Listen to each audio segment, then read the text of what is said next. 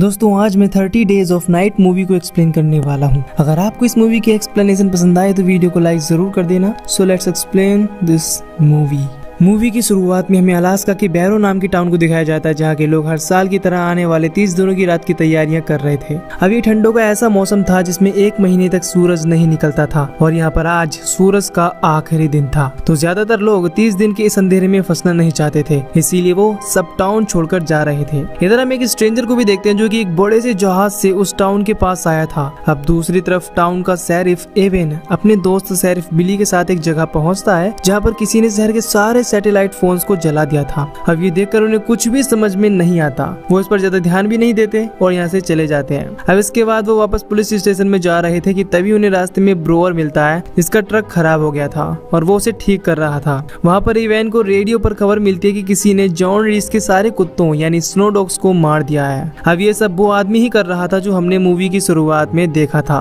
इधर हम इवैन की वाइफ स्टेला को देखते हैं जिसने इवैन को बहुत पहले ही छोड़ दिया था। वो अलास्का फायर डिपार्टमेंट में काम करती है और काम की वजह से ही वो बैरो आई थी। इसके बारे में इवैन को कुछ भी नहीं पता था। स्टेला अपना काम पूरा करके अपनी फ्लाइट पकड़ने के लिए यहाँ से जाने लगती है, लेकिन रास्ते में उसकी कार का एक्सीडेंट हो जाता है जिससे उसे कोई चोट तो नहीं आती, लेकिन उसका ट्रक खराब हो जाता है। इसके बाद स्टेला इवैन को कॉल करके उससे मदद मांगती है, लेकिन इवैन उसकी मदद करने के लिए खुद नहीं जाता। वो अपने दोस्त विली को उसकी मदद करने के लिए भेज देता है। इसके बाद इवैन जॉन रीस के घर जाता है इन्वेस्टिगेशन के लिए और वो उन मरे हुए कुत्तों की डेड बॉडीज को देखता है। उसे कुछ भी अंदाजा नहीं था कि ऐसा कर कौन सकता है। इवैन इन्हें तसल्ली देता है और कहता है कि हम जल्द ही उसे पकड़ लेंगे। इतना कहकर इवैन यहाँ से चला जाता है। दूसरी तरफ बिली स्टेला के पास पहुंच जाता है और जल्दी से उसे एयरपोर्ट लेकर जाता है, लेकिन जब तक वो वहाँ पहुँचते तब तक एयरपोर्ट बंद हो चुका था, जिसका मतलब था कि अब स्टेला को भी 1 महीने के लिए इसी टाउन में रुकना होगा। इधर इवैन वापस स्टेशन जाता है जहाँ हम देख पाते हैं उसकी ग्रैंड मदर हेलन और उसके छोटे भाई जेक को। अब यहाँ पर हेलन उसे एक और रिपोर्ट देती है जो कि यूटी लिडोर से आई थी। इसके बाद वो जल्दी से यूटी लिडोर पहुंचता है और वहां पहुंचने के बाद उसे कार्टर और विल्सन मिलते हैं। उसे पता चलता है कि किसी ने विल्सन के हेलीकॉप्टर को तबाह कर दिया है। अब इवैन को पता था कि ये सब कोई जानबूझकर ही कर रहा है, लेकिन इसके बारे में उसे कोई आइडिया नहीं था कि ये सब कर कौन रहा है। इसके बाद हमें गस नाम का एक आदमी दिखाया जाता है जो कि इसी टाउन की बिजली के सारे कनेक्शंस को संभालता था। तभी उसे बाहर से कुछ अजीब सी आवाजें सुनाई देने लगती हैं। इसे देखने के लिए वो टॉर्च लेकर बाहर जाता है जहाँ उसे बहुत सारे अजीब लोग घेर लेते हैं और उसे मार कर उसका खून पी जाते हैं, यानी कि ये सभी वैम्पायर्स थे। इधर हम उसी स्ट्रेंजर को देखते हैं जो कि रेस्टोरेंट में बैठा था जहां वो उस रेस्टोरेंट के वर्कर से बदतमीजी कर रहा था और कच्चा मांस मांग रहा था। तभी इवैन वहां पर पहुंच जाता है और उसे चुपचाप बाहर चलने के लिए कहता है, लेकिन वो किसी की बात सुनने के लिए तैयार ही नहीं था। तभी पीछे से स्टेला उसके ऊपर गन तान देती है, जिस वजह से वो आदमी स्टेला के ऊपर भी हमला करने की कोशिश करता है, लेकिन इवैन उसे पकड़ लेता है। इसके बाद वो उसे वहां से ले जाने लगता है। यहाँ पर स्टेला भी उसके साथ चलने के लिए कहती है और इसके बाद वो उसे स्टेशन में ले जाकर लॉक कर देता है। इधर हम देखते हैं 3 रिफाइनरी वर्कर्स को जो कि मस्ती करते हुए अपने घर जा रहे थे,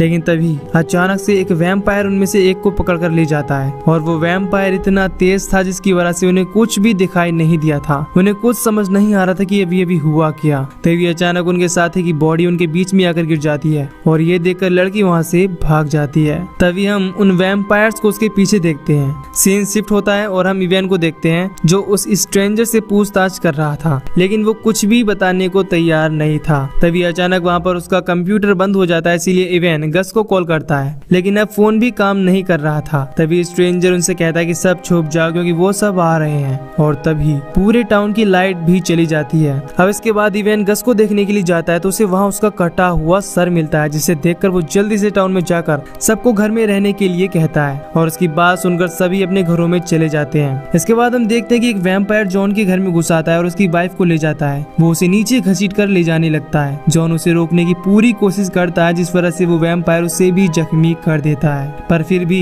वो अपनी वाइफ को नहीं बचा पाता। दूसरी तरफ इवैन स्टेशन में आता है और उस स्ट्रेंजर को धमकी देता है, उससे उन लोगों के बारे में पूछता है जो लोगों को शहर में मार रहे हैं। अब असल में ये स्ट्रेंजर आदमी इस शहर में पहली बार दिखा था और तब से ही शहर में अजीब घटनाएं हो रही थी। खैर इवैन इस स्ट्रेंजर से पूछने की बहुत कोशिश करता है, लेकिन ये फिर भी कुछ नहीं बताता और कहता है कि सब मरने वाले हैं। अब इवैन उन कातिलों को ढूंढने खुद ही निकल जाता है। स्टेला भी उसके साथ जाने के लिए कहती है, जिसके बाद ये दोनों एक साथ निकल जाते हैं। रास्ते में उन्हें अचानक से कुछ दिखाई देता है और वो ट्रक से निकलकर चेक करते हैं। स्टेला दूरबीन से चेक करती है तो वो हैरान हो जाती है। वो जल्दी से इवैन को ट्रक में बैठने के लिए कहती है। इसके बाद दोनों जल्दी से ट्रक में बैठ जाती हैं और स्टेला पूरी तेजी से ट्रक भगाने लगती है। तभी एक वैम्पायर पीछे से आकर उनके ट्रक के ऊपर चढ़ जाता है। इवैन उसे गोली मारता है, लेकिन उससे कुछ नहीं होता। स्टेला उसे किसी तरह ट्रक से नीचे गिरा देती है। इसके बाद वो दोनों वहाँ से बचकर निकल जाते हैं। इन्हें कुछ भी समझ नहीं आता कि वो क्या था। तभी इन्हें रेडियो पर हेलेन की चिल्लाने की आवाज आती है। वो दोनों जल्दी से स्टेशन पहुंचते हैं और देखते हैं कि वहाँ चारों तरफ खून पड़ा था।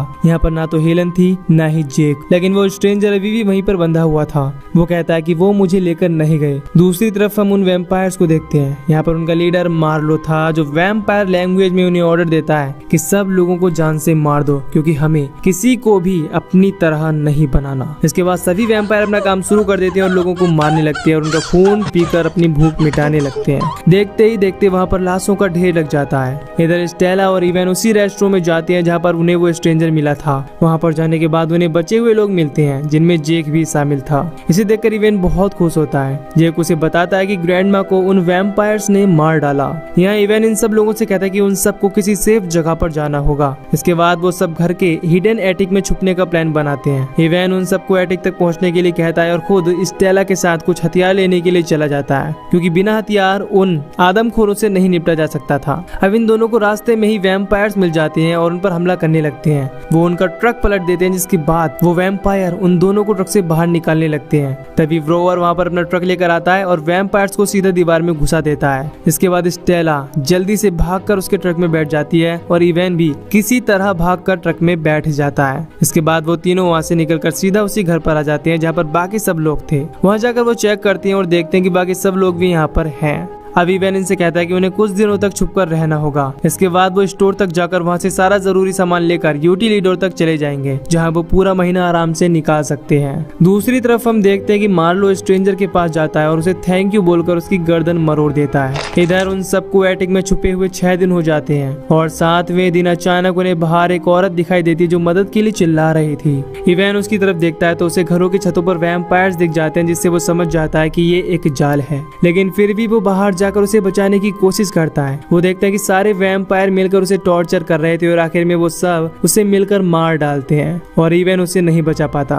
लेकिन वहाँ पर इवैन को घर के नीचे छुपा हुआ जॉन मिलता है। वो इसे बचाने की कोशिश करता है। जैसे ही वो उसे बाहर निकलता है तो देखता है कि जॉन भी उनमें से एक बन चुका था, क्योंकि जब उसे वैम्पायर ने जख्मी किया था तो वो भी वैम्पायर ब्लड से इन्फेक्टेड हो चुका था। अब जॉन इवैन को काटने की कोशिश करता है। इवैन के पास कोई चारा नहीं बचता, इसीलिए वो कुल्हाड़ी उठाकर उसका सर धड़ से अलग कर देता है। इसके बाद वो घर के अंदर आ जाता है। अब उसे जागे हुए काफी वक्त हो गया था, इसीलिए वो थोड़ी नींद लेने के लिए सो जाता है। उसके बाद बारी थी स्टेला की। यहाँ अचानक विल्सन का डैड अपना दिमागी संतुलन खो देता है और वहाँ से निकलकर बाहर जाने लगता है, लेकिन स्टेला और विल्सन किसी तरह उसे रोकते हैं। अब विल्सन के डैड बाथरूम का बहाना लेकर अंदर जाते हैं और खिड़की से निकलकर भाग जाते हैं। विल्सन घबरा जाता है और बिना कुछ सोचे समझे उन्हें ढूंढने के लिए बाहर जाने लगता है। स्टेला उसे रोकने की बहुत कोशिश करती है, लेकिन वो नहीं रुकता। शोर शराबा सुनकर इवैन की भी नींद खुल जाती है और वो स्टेला के पास आता है। अब उनकी आवाज को सुनकर एक वैम्पायर उस घर में घुस जाता है और इवैन स्टेला को लेकर छुप जाता है। जैसे ही वो वैम्पायर उन तक पहुंचता तभी विल्सन चिल्ला देता है, जिसकी आवाज सुनकर वो वैम्पायर बाहर जाकर उसे मार डालता है। अब मौका देखकर इवैन और स्टेला भी जल्दी से एटिक में छिप जाते हैं। अब 18 दिन बीत चुके थे।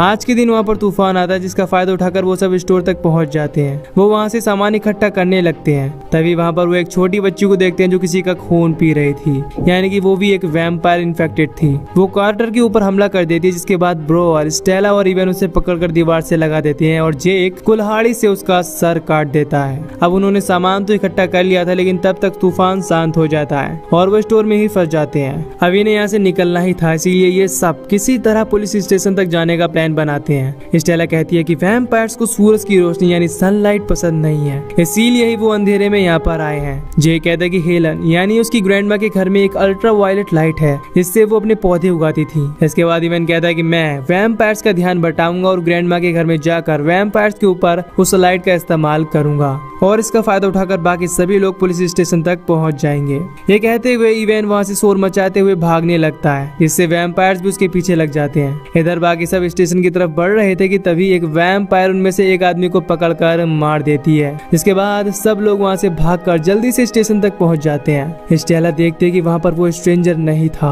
इधर किसी तरह इवेन हीलन के घर में पहुंच जाता है और जनरेटर स्टार्ट कर देता है। इसके बाद वो लाइट लेकर तैयार हो जाता है। वो वैम्पायर भी वहां पहुंच जाते हैं। जिसके बाद मार्लो अपनी लवर आयरिस को अंदर भेजता है और जैसे ही वो अंदर आती है तो इवेन लाइट चालू कर देता है, जिससे वो बुरी तरह जल जाती है। अब इवेन सोचता है कि वैम्पायर्स जनरेटर को बंद कर देंगे, इसीलिए वो जल्दी से पीछे के रास्ते से भाग जाता है और सारे वैम्पायर उसका पीछा करने लगते हैं। लेकिन मार्लो वहीं अपनी लवर आयरिस के पास रुकता है। वो देखता है कि आयरिस तड़प रही है, इसीलिए मार्लो उसे मार डालता है। दूसरी तरफ ब्रोवर कहता है कि अब ध्यान बटाने की बारी मेरी है। इसके बाद वो एक जेसीबी लेकर वैम्पायर्स के ऊपर अटैक कर देता है और जब आखिर में उसके पास कोई रास्ता नहीं बचता तो वो उस जेसीबी को एक बिल्डिंग के अंदर घुसा देता है। जिसके बाद वैम्पायर्स भी उसके पास आने लगते हैं और ब्रोवर खुद को धमाके में मारने की कोशिश करता है, लेकिन वो जिंदा बच जाता है। इसके बाद मार्लो ब्रोवर के पास आता है और कहता है कि जब किसी इंसान का पाला ऐसी चीज से पड़ता है जिसे वो नहीं मार सकता तो वो खुद को ही मारने लगते हैं। यह कहकर वो उसका सर कुचलकर यहाँ से निकल जाता है।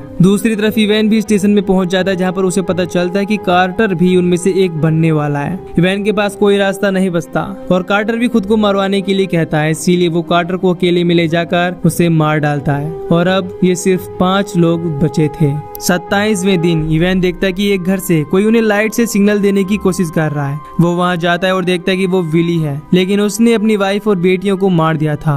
वो अपने आप को भी मारने वाला था, लेकिन गन जैम हो गई थी, जिस वजह से वो अपने आप को नहीं मार पाया। इवेन को उस पर गुस्सा आता है और वो उससे कहता है कि तुम्हें अपनी फैमिली को बचाना था, मारना नहीं। इसके बाद वो दोनों बिली को किसी तरह से स्टेशन में ले जाते हैं और देखते हैं कि स्टेशन में कोई भी नहीं है। ये सोचते हैं कि शायद वो लोग यूटिलिडोर में चले गए होंगे। इसके बाद वो भी छुप छुप कर आगे बढ़ने लगते हैं। तभी उन्हें बाहर एक छोटी लड़की दिखाई देती है, जिसके पीछे पीछे एक वैम्पायर आ रहा था। लेकिन तब भी स्टेला बाहर निकलकर उस लड़की को पकड़ लेती है, जिससे वैम्पायर उसके पीछे आता है। तभी वैन स्टेला को वहाँ से भेज देता है और उस वैम्पायर का ध्यान हटाता है। अब यहाँ पर वो तीनों अलग अलग हो जाते हैं। इवेन किसी तरह बचते हुए यूटिलिडोर तक पहुँच जाता है और वहाँ उसे जेक और बाकी सब मिल जाते हैं, लेकिन स्टेला नहीं मिलती। बिली भी वहाँ पर पहुँच जाता है, लेकिन उसका पीछा करते हुए वैम्पायर भी वहाँ पर आ जाता है, जो बिली पर हमला कर देता है। और उसकी आवाज सुनकर बाकी सभी उसकी मदद करने के लिए वहाँ पर पहुँच जाते हैं, लेकिन वैम्पायर उन सब पर भारी पड़ता है। अब वो इवेन को मारने ही वाला था कि तभी बिली उस वैम्पायर को मशीन में धक्का दे देता है, लेकिन उसके साथ बिली का हाथ भी उस मशीन से कट जाता है। अब इवेन नोटिस करता है कि बिली भी वैम्पायर बनने वाला है, इसीलिए इवेन एक कुल्हाड़ी उठाकर उसका सर काट देता है। इसके बाद इवेन स्टेला से वॉकी टॉकी के जरिए बात करने की कोशिश करता है, लेकिन उसे कोई जवाब नहीं आता।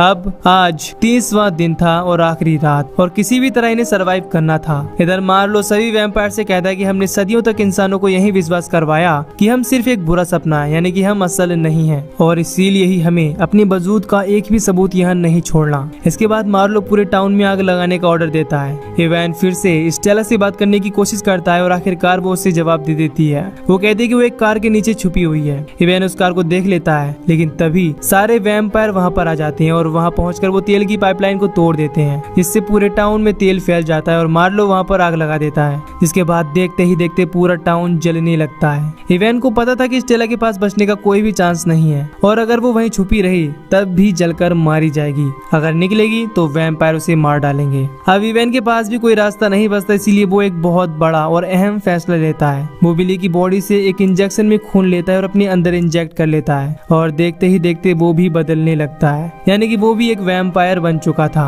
वैम्पायर बनने के बाद वो कहता है कि उसे खून की स्मेल आ रही है। ये सुनते ही उसके बाकी साथी उसे मारने को कहते हैं, लेकिन जेक उसका भाई सबको रोक देता है। इसके बाद इवेन बाहर जाकर मार्लो से लड़ने लगता है। तभी जेक स्टेला को वहाँ से निकलने के लिए कहता है और जेक की बात सुनकर स्टेला वहाँ से निकल जाती है। इधर मार्लो इवेन को बहुत बुरी तरीके से मार रहा था, लेकिन इवेन हार नहीं मानता और जैसे ही मार्लो से खत्म करने के लिए उसकी ओर झपटता है तो इवेन अपना हाथ उसके मुंह के आर पार कर देता है, जिससे मार्लो की यहीं पर मौत हो जाती है। अब बाकी वैम्पायर्स भी मार्लो को मरा हुआ देखकर अपने पैर पीछे कर लेते हैं और यहाँ से जाने लगते हैं। अब उनके जाने के बाद सभी बाहर निकल आते हैं। स्टेला और इवैन एक साथ बैठकर सूरज को निकलता हुआ देखते हैं और जैसे ही सूरज की रोशनी इवैन पर पड़ती है, इवैन जलने लगता है और स्टेला की बाहों में वो अपना दम तोड़ देता है। इसी के साथ ये मूवी यहीं पर खत्म हो जाती है। तो दोस्तों, अगर आपको ये मूवी की एक्सप्लेनेशन पसंद आई हो तो वीडियो को लाइक जरूर करें और चैनल को भी सब्सक्राइब करें। बाकी मैं मिलूंगा आपसे न्यू वीडियो में। Till then take care, love you, bye bye.